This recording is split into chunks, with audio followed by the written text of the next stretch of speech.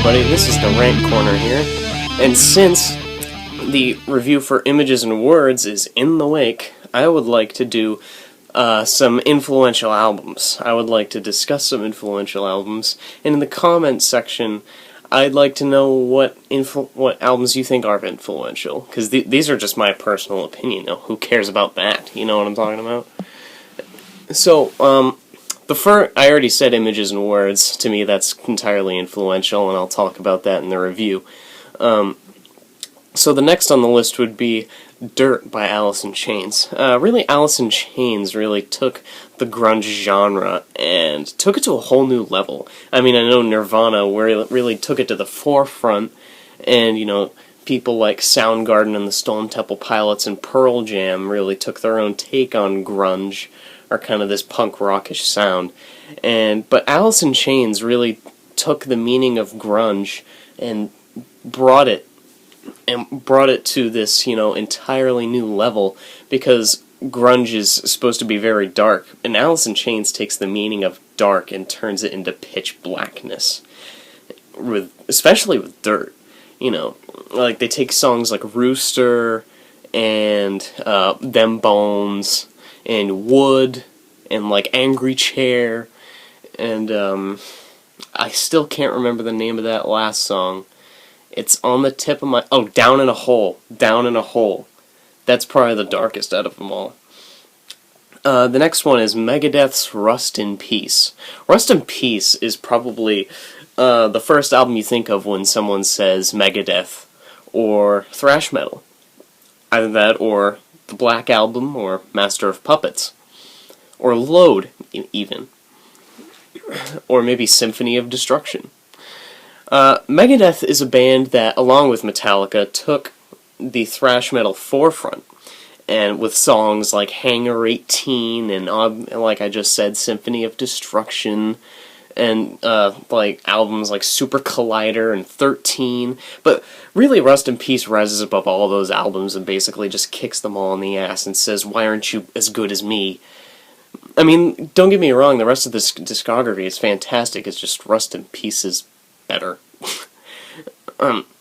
Like I just said earlier, Metallica's The Black Album, I believe, is influential, because along with Megadeth, they, you know, took the thrash metal forefront, and, you know, they released awesome albums, or at least up to Saint Anger. You know, The Black Album, Load, Reload, Garage Inc., Master of Puppets. You know, these are all classic albums that, you know, you could listen to all day if you had the ear for it. Keep in mind, I just said if you have the ear for it. The next on this list is Yes's 90125. And really all you can say to this album is, yes, you just took prog rock to an entirely different direction. Yes is probably the most gentle out of really most prog rock bands. Yes and Genesis really take the calmer side of prog rock, while, you know, bands like Rush and like Dream Theater. Dream Theater, you know, is pretty much progressive metal. I mean, they still have progressive rock elements, and they're still described as prog rock, but they're really progressive metal. And Rush is prog rock's, you know, kind of classic rockish, and Pink Floyd kind of takes that progressive rock image in some cases.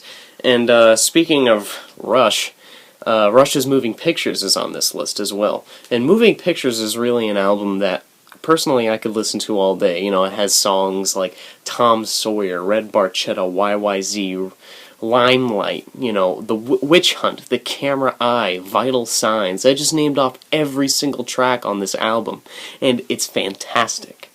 You know, as you can see, I'm wearing a Rush shirt right now. I went on the first show of the Clockwork Angels tour in Manchester, New Hampshire. And really, they usually say the first is the best. They were right. That's the best show I've ever been to. The next on this list is Pink Floyd's Dark Side of the Moon. Dark Side of the Moon, besides The Wall, is probably the best Pink Floyd album. You know, Dark Side of the Moon really it has a place in everybody's hearts, really, because Pink Floyd is just a name that most people won't forget, you know.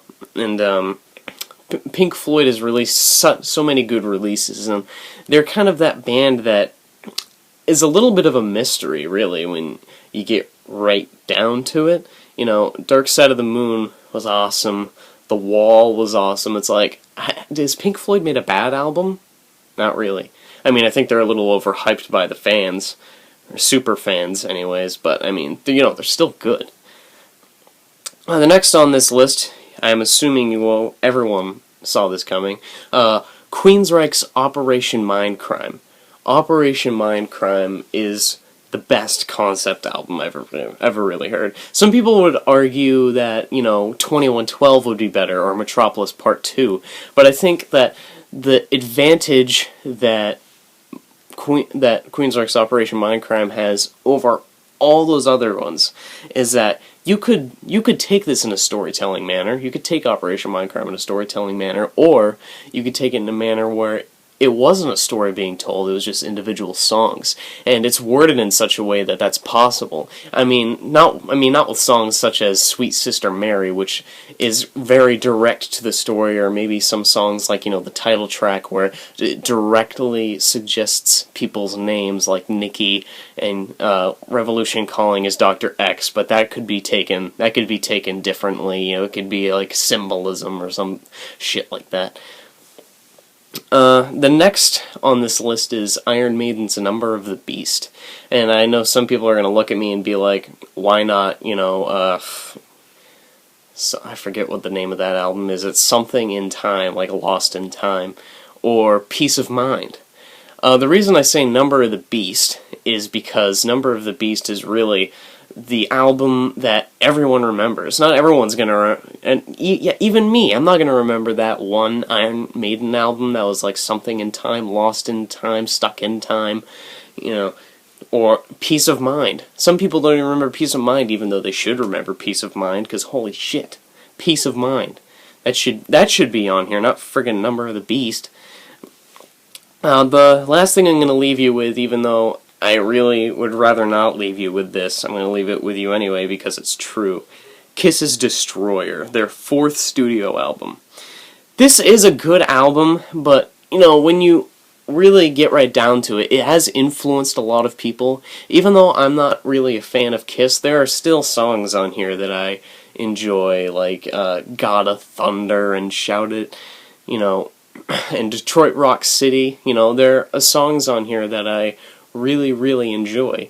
But, you know, most of Kiss's discography I just kind of discard because, you know, I've listened to most of their albums and it's not that great.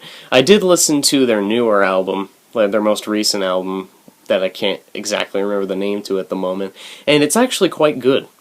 At least it's better than some of the other ones in their discography. Anyways, that's the video.